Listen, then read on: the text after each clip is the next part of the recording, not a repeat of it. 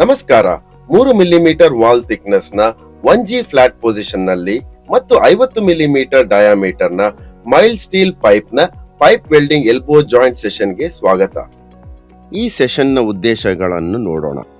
ಈ ಸೆಷನ್ ನ ಕೊನೆಯಲ್ಲಿ ನೀವು ಕೆಳಗಿನವುಗಳನ್ನು ಮಾಡಬಲ್ಲಿರಿ: ಎಲ್ಬೋ ಪೈಪ್ ಜಾಯಿಂಟ್ ಗಾಗಿ ಡೆವಲಪ್ಮೆಂಟ್ ಅನ್ನು ಡ್ರಾ ಮಾಡುವುದು, ಡ್ರಾಯಿಂಗ್ ಪ್ರಕಾರ ಪೈಪ್ಸ್ ಅನ್ನು ತಯಾರಿಸುವುದು, ರೂಟ್ ಗ್ಯಾಪ್ ಮತ್ತು ಟ್ಯಾಕ್ ವೆಲ್ಡ್ ಅನ್ನು ಸೆಟ್ ಮಾಡುವುದು, ಫ್ಲಾಟ್ ಪೊಸಿಷನ್ ನಲ್ಲಿ ಎಲ್ಬೋ ಜಾಯಿಂಟ್ ಅನ್ನು ವೆಲ್ಡ್ ಮಾಡುವುದು, ವೆಲ್ಡ್ ಡಿಫೆಕ್ಟ್ಗಳನ್ನು ಸ್ವಚ್ಛಗೊಳಿಸುವುದು ಮತ್ತು ಪರೀಕ್ಷಿಸುವುದು. ಪೈಪ್ ವೆಲ್ಡಿಂಗ್ ಎಲ್ಬೋ ಜಾಯಿಂಟ್ ಗಾಗಿ ಅಗತ್ಯವಿರುವ ಮೆಟೀರಿಯಲ್ 50 ಮಿಲಿಮೀಟರ್ ಇಂಟು 3 ಮಿಲಿಮೀಟರ್ ದ ಮೈಲ್ಡ್ ಸ್ಟೀಲ್ ಪೈಪ್ಗಳಾಗಿವೆ. Metal files, try square, dot punch, ball peen hammer, hacksaw frame with blade, drawing sheet ಮತ್ತು drawing instruments. 3 millimetre wall thickness ಹೊಂದಿದ 1G ಫ್ಲಾಟ್ ಪೊಸಿಷನ್ ನಲ್ಲಿ ಮತ್ತು 50 millimetre diameter ನ mild steel pipe ನಲ್ಲಿ pipe welding elbow joint ಮಾಡುವ ವಿಧಾನ ಇಲ್ಲಿದೆ. Drawing sheet ನಲ್ಲಿ ಪೈಪ್ ಸರ್ಫೇಸ್ ಡ್ರಾಯಿಂಗ್ ಅನ್ನು ಡೆವಲಪ್ ಮಾಡಿ ಮತ್ತು ಗಾತ್ರವನ್ನು ಪೂರ್ಣ ಪ್ರಮಾಣದಲ್ಲಿ ಇರಿಸಿ. ಎಲ್ಬೋ ಪ್ರೊಫೈಲ್ ಅನ್ನು ಹೊರತುಪಡಿಸಿ ಶೀಟ್ಗಳ ಅನಗತ್ಯ ಭಾಗವನ್ನು ತೆಗೆದುಹಾಕಿ. ಪೈಪ್ ಅಂತ್ಯದ ಸುತ್ತಲೂ ಡ್ರಾಯಿಂಗ್ ಶೀಟ್ ನಲ್ಲಿ ಅಭಿವೃದ್ಧಿಪಡಿಸಿದ್ದ ಡೆವಲಪ್ಡ್ ಎಲ್ಬೋವನ್ನು ರೋಲ್ ಮಾಡಿ. ಈಗ ಮಾರ್ಕರ್ ಅಥವಾ ಸ್ಕ್ರೈಬರ್ ಮೂಲಕ ಪೈಪ್ ಸರ್ಫೇಸ್ ಮೇಲೆ ಎಲ್ಬೋ ಪ್ರೊಫೈಲ್ ಅನ್ನು ಟ್ರೇಸ್ ಮಾಡಿ ಮತ್ತು ಪೈಪ್ ಸರ್ಫೇಸ್ ನಿಂದ ಡ್ರಾಯಿಂಗ್ ಶೀಟ್ ಅನ್ನು ತೆಗೆದುಹಾಕಿ. ಡಾಟ್ ಪಂಚ್ ಮತ್ತು ಬಾಲ್ ಪೀನ್ ಹ್ಯಾಮರ್ ಬಳಸುವ ಮೂಲಕ ಪೈಪ್ ಸರ್ಫೇಸ್ ಮೇಲೆ ಕರ್ವ್ ಪಾತ್ ಅನ್ನು ಪಂಚ್ ಮಾಡಿ ಮತ್ತು ಅದನ್ನು ಬೆಂಚ್ ವೈಸ್ ಮೇಲೆ ಕ್ಲ್ಯಾಂಪ್ ಮಾಡಿ.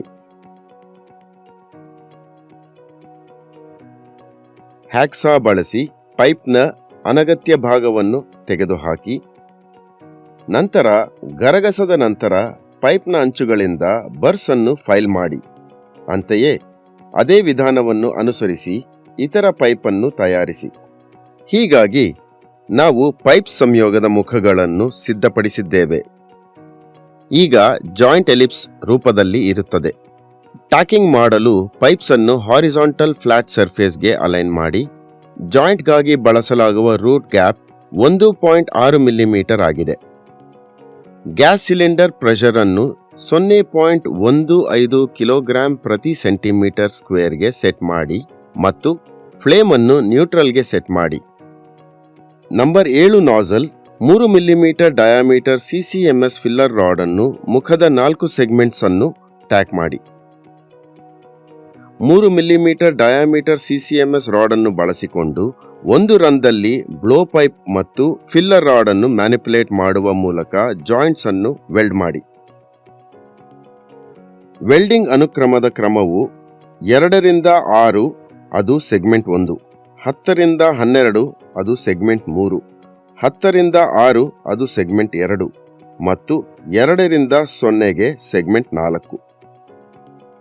ಕೀಹೋಲ್ ಅನ್ನು ಮೇಂಟೈನ್ ಮಾಡುವುದನ್ನು ಖಚಿತಪಡಿಸಿಕೊಳ್ಳಿ ಮತ್ತು ರೂಟ್ ಪೆನೆಟ್ರೇಷನ್ ಪಡೆಯಲು ಪ್ರತಿ ಸೆಗ್ಮೆಂಟ್ ನ ವೆಲ್ಡಿಂಗ್ ಅನ್ನು ಸರಿಯಾಗಿ ಎಂಡ್ ಮಾಡಿ.